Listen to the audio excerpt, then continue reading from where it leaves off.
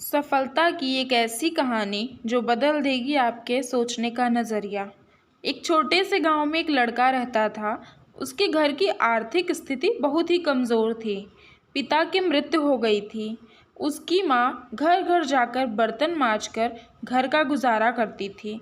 वह लड़का अक्सर चुपचाप ही बैठा रहता था। एक दिन उसके टीचर ने उसे एक पत्र देते हुए कहा, तुम इसे अपनी माँ को दे देना। उसकी माँ उस पत्र को पढ़कर मन में ही मुस्कुराने लगी।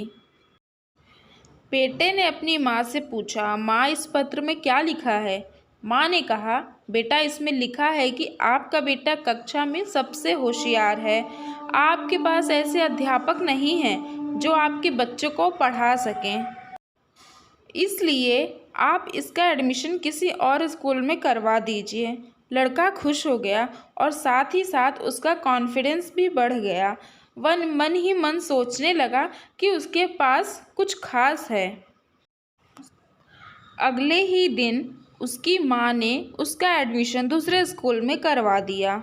उस लड़के ने मन लगाकर पढ़ाई की और एक दिन अपनी मेहनत के दम पर बड़ी सफलता हासिल की। वह लड़का कोई और नहीं, महान वैज्ञानिक अल्बर्ट आइंस्टाइन थे।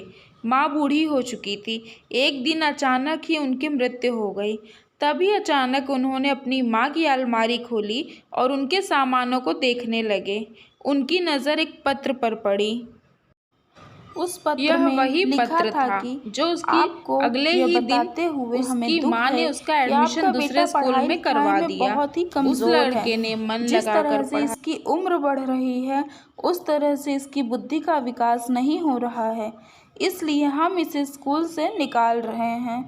आप इसका एडमिशन किसी दूसरे स्कूल में करवा दीजिए, नहीं तो घर में इसे पढ़ाइए।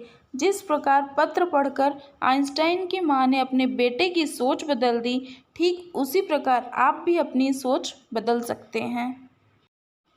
खुद सोचिए कि वो लड़का तो वही था, फिर वो आइंस्टाइन कैसे बना? सिर्फ अपनी सोच से। उन्होंने मान लिया कि वो खास हैं। हम अपने बारे में क्या सोचते हैं, ये हमारी ज़िंदगी में बहुत मायने रखता है। Thank you for watching my video.